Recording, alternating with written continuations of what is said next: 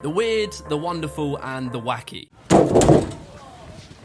Parkour isn't all just about big jumps, perfect landings, and things like that. For many, parkour is about creativity.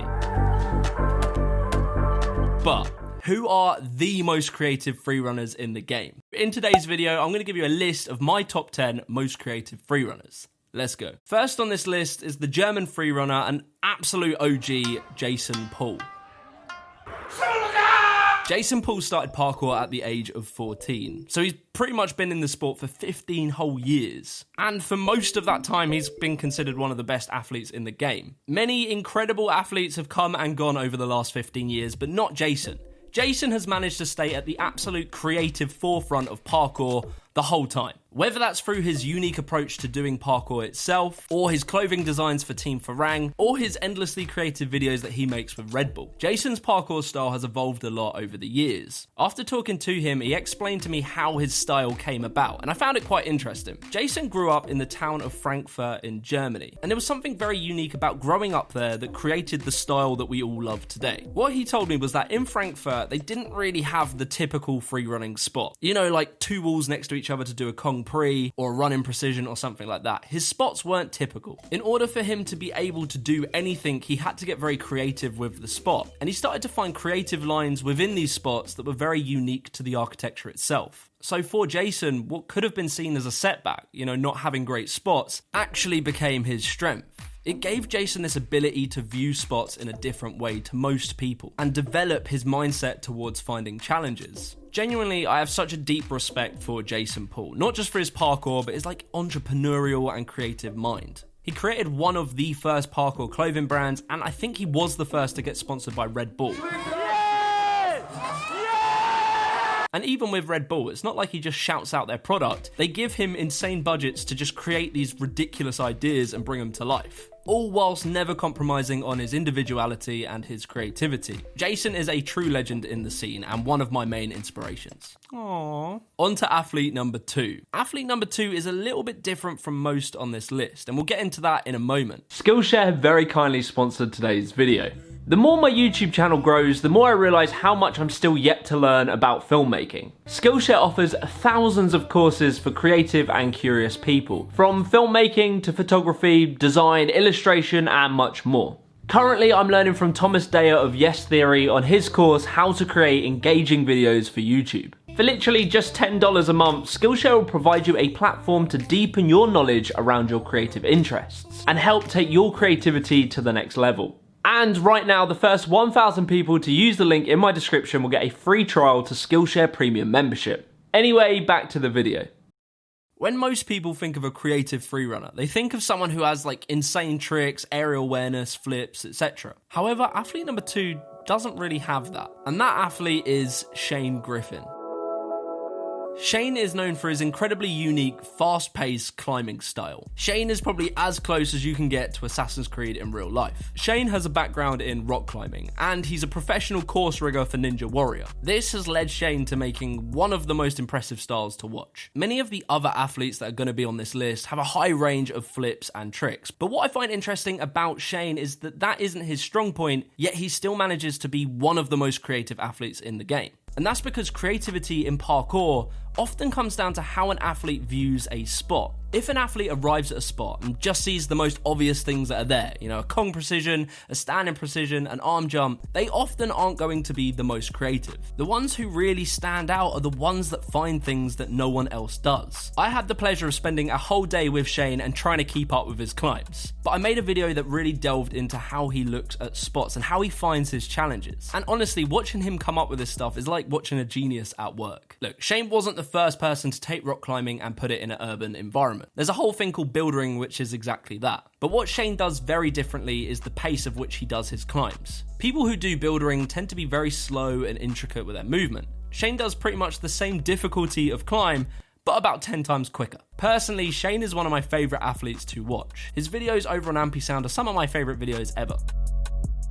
Athlete number 3. Athlete number 3 also comes from Germany, and his name is Jannis Shauer. Jannis is kind of this mysterious entity in the parkour world. He is what you could call your favourite freerunner's favourite freerunner. He keeps a very low profile, and unless you're a friend of his, you probably don't know a lot about him. He doesn't post to Instagram very often or YouTube, but once a year, Jannis Shauer puts out one video on his YouTube channel, which is basically a summary of all his parkour achievements of that year. But these videos are incredible. They act as a kind of inspiration board for the rest of the parkour community. Nearly every top-level freerunner will go and watch Jannis's new video, see all the innovations he's made, and quickly try to learn them. However, very recently, and very sadly, Jannis announced that his most recent showreel would be his last, which is incredibly sad to hear as a long-time fan.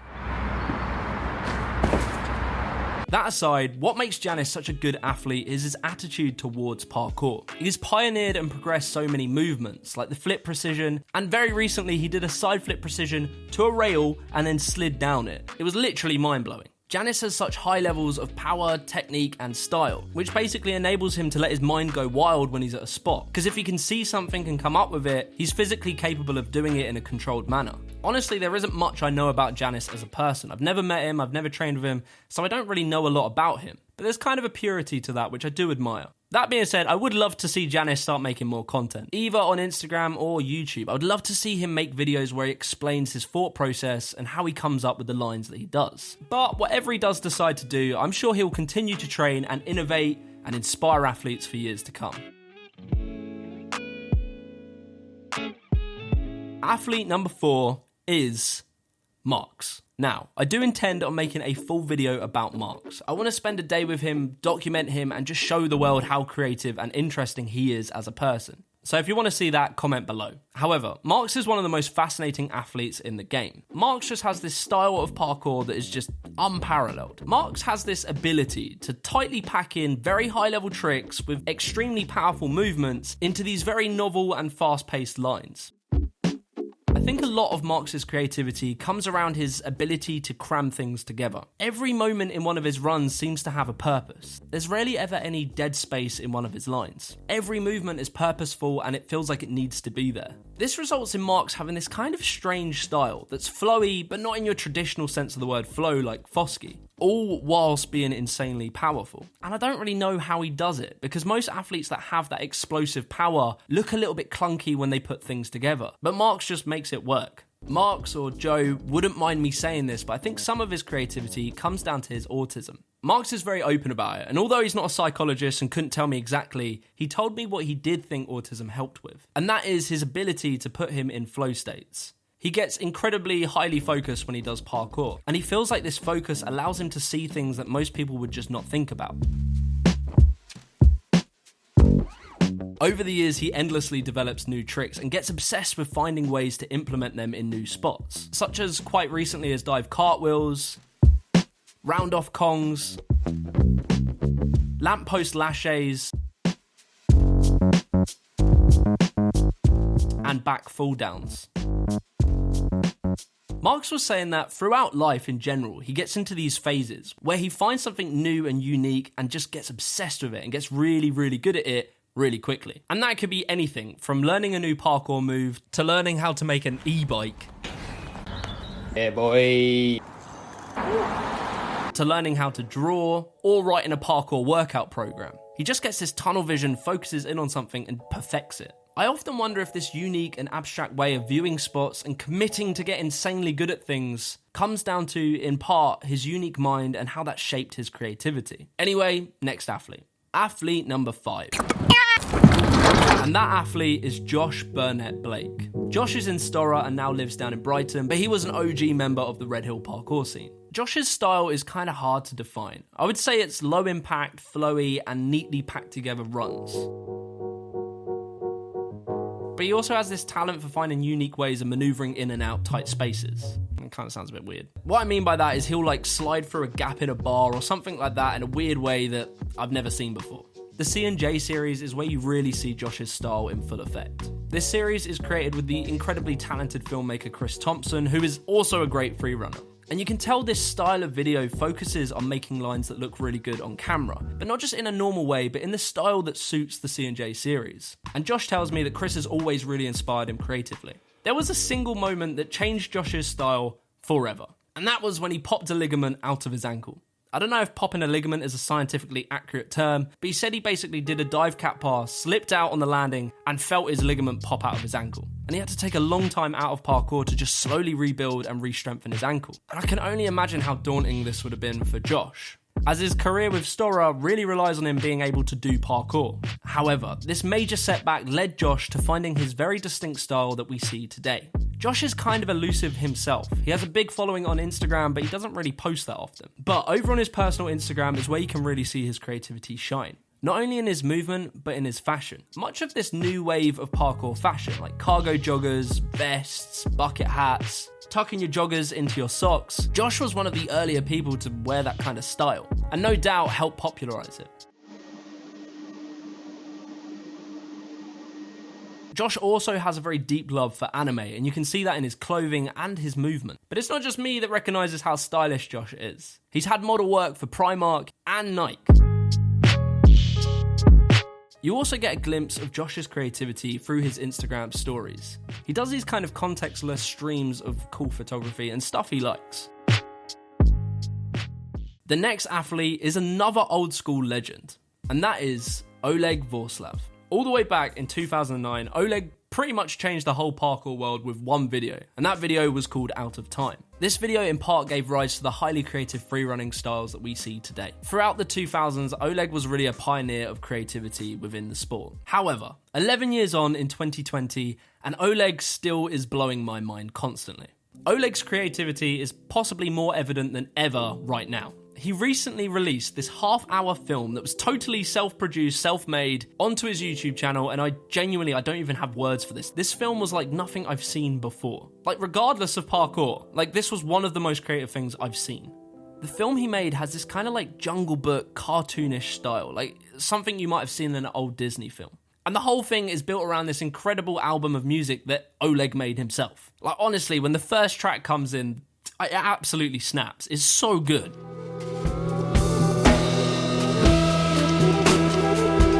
Like, it comes in and he does this jump across a river, and my god, man, it was cool. From rapidly scaling up mountains to swinging through trees like Tarzan, and even fighting a bear, this film has it all.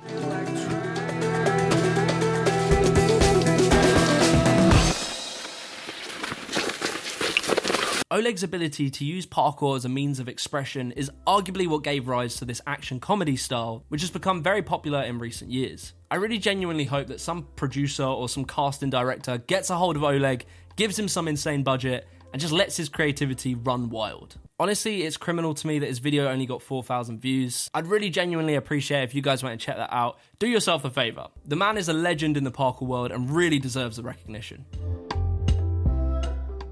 Athlete number 7 is a direct protege of Oleg Vorslav. I would have liked to have kept this list totally unique from my top 10 freerunners list, but I can't make a video called Top 10 Most Creative Freerunners without featuring PashaTheBoss. You can really see Oleg's influence in Pasha's movement. I think I'm correct in saying that Oleg and Pasha trained together way back in the 2000s, which would make sense from the way that Pasha moves. He has this very expressive and comical style. He's able to bring a character and life into his movement that makes people laugh, and that's why he calls it action comedy. As I was saying, his lines have this kind of comedic approach, and I was trying to think to myself, what is it that makes Pasha's movement funny? And I think a lot of it comes down to the element of surprise and misdirection. Pasha will very often stand there and make you think he's going to do one thing, but then do something totally opposite. Or he'll go to a spot and just do a move that you've never seen before, but in an unexpected, weird way. There's often this feeling you get when you watch Pasha, where you're kind of waiting for him to do something. And I think that is very similar to waiting for a gag in a stand-up set. We all know something's coming, but we don't know quite what it is, and when it hits us and it's not expected, it makes you laugh. I hope one day Pasha gets on YouTube properly and starts making videos that just go through him and his creative process. I've said that for a few athletes now, I just really want more people on YouTube. In fairness, we do get to see quite a bit of Pasha in Flip Like Z's vlogs, which is great, I love seeing that, but it'd be really cool to get a more personal feel from Pasha himself. Anyway, athlete number 8. Athlete number 8 is a Dutch freerunner by the name of Bart van der Linden. Bart, much like Oleg and Jason, is another OG in the parkour world, and he even has a kid.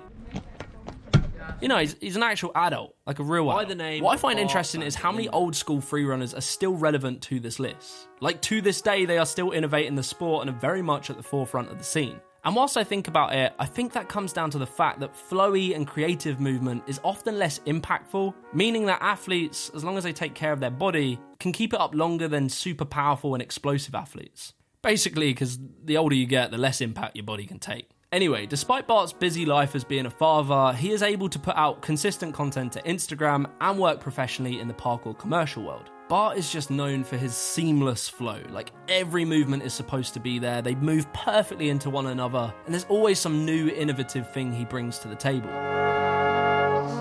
Where some athletes struggle to cleanly connect moves to each other, this is where Bart really shines. Bart makes everything look purposeful. I spoke to Bart a bit about his creative style and he told me something I found really interesting, and that is that he often builds his line around a surprise moment. He likes putting in a trick that will just catch you off guard and make you say wow. On top of this, Bart also has a very unique way of coming up with ideas for tricks, which is pretty much the opposite of how most freerunners do it. I'll give you an example. Most freerunners will learn a trick in the gym, so it could be like a Kong gainer or something like that. Then they'll go out and try and find somewhere that they can do that trick. Whereas Bart does it the other way round. Bart will go to a spot and look at everything. He'll look at the obvious things, the less obvious things, then he will take all of that and come up with an idea. That idea will be unique to that spot. He will find something that is totally unique that you couldn't do somewhere else, then he'll recreate it, maybe in a gym or something like that, and work on this thing that he's come up with. And then once he's got it, he'll go back to the spot and pull it off. Which is such a cool way of doing it. It's letting the spot inspire you, which is ideal because every spot is different. And to use those differences to create something totally unique.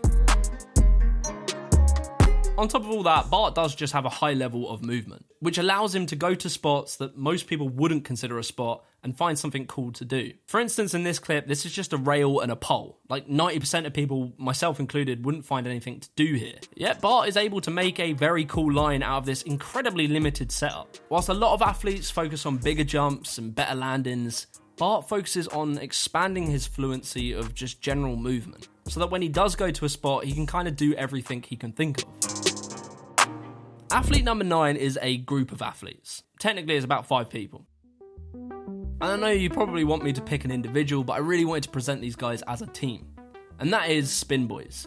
I've grouped them together because as a team, they are collectively expanding parkour and the style that is evolving from that. Similar to athletes like Josh Malone, Spinboys kind of focus on this new unique wave of movement, which involves off-axis flips, weird grabs and spins. Often they have quite modest setups. A lot of posts from JBPK is literally him and a flat wall, but yet he still manages to come up with things that are just so eye-catching and amazing.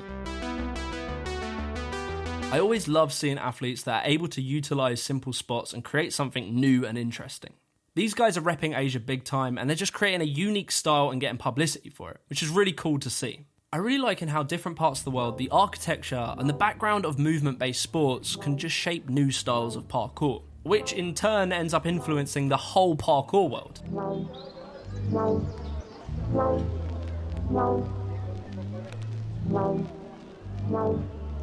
And finally, athlete number 10, and that is a Russian athlete by the name of Archie Aroyan. Archie just has this insane tricking repertoire, which apparently he's only been into for about 2 years, but he's managed to perfectly transition it into his parkour lines. He's able to string together these incredibly fast-paced and snappy runs. Archie, much like Spinboys and Josh Malone, are very representative of this new wave of parkour. This kind of hybrid between tricking and freerunning that's getting really popular lately. Archie even had a video collab with Shiva from Spinboys that featured on the Farang channel. When speaking to Archie, he told me he takes a lot of inspiration from the tricker Shoshi Iwamoto, I'm probably saying that wrong, and the freerunner Nico Flo. I really do love this style of high-level tricking mixed into these very complicated freerunning lines. On top of this, Archie's had pretty good success in the parkour competitive circuit. Him and his team Rizu Project all seem quite focused on really expanding this new flowy style of parkour, or freerunning or tricking, whatever you want to call it. It's a hybrid style that's just really cool to watch.